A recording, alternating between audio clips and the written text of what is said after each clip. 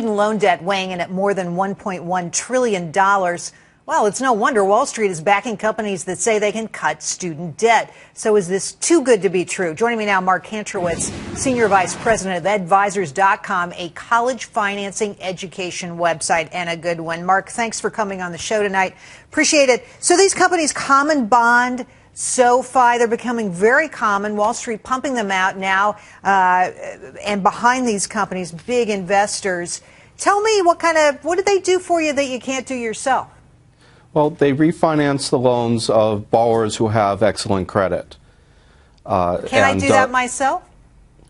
Well, if you have private student loans, you have to have very good credit in order to refinance them. There aren't that many lenders that offer borrowers the chance to reduce their interest rate. And do they save a significant amount of money in your view? Well, they can save some amount of money.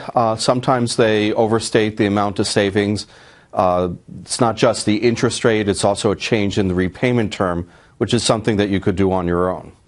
Okay, so you say for a lot of students out there, the amount of the debt isn't the problem. It's not the cost of the debt that's the problem. It's not the interest rate, which is what they're really solving for. It's the amount of the debt. And what do they do about that?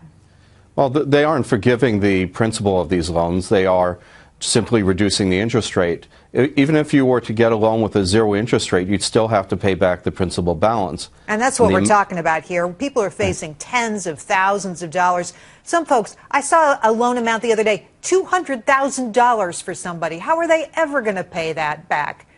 What's your best advice? Yeah, what's your best advice? Well, so long as your total student loan debt at graduation is less than your annual income, you'll be able to pay it back in 10 years or less. It's when your debt exceeds your income that you struggle to make those loan payments. Right, exactly right. That's a nice rule of thumb for folks out there who might be considering college right now and deciding which offer to accept. You make an interesting point, I think, which is that consolidating loans is not always the right thing. Why? Well, when you have separate loans, if one loan has a much higher interest rate than the others, you can target that loan for quicker repayment. There are no prepayment penalties on federal and private student loans. When you consolidate, you merge that into a single loan, so you can no longer accelerate repayment of the highest rate loan. I want to show just the basics on one of these companies, Common Bond.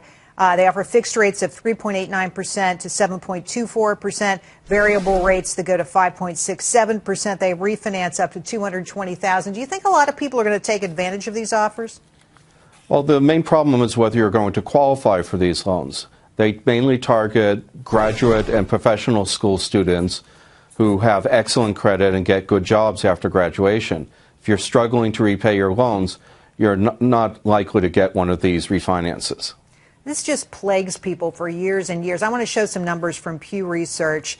They show that a grad's net worth, if they don't borrow student loan money, at $64,700, this is for a graduate, your net worth, if you do, $8,700. Very, very different. What does that mean for somebody who's just starting out their life after graduation?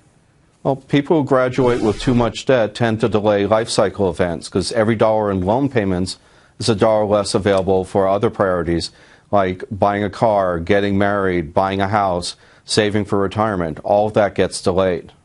Mark, thanks for coming on the show. Thank you for having me.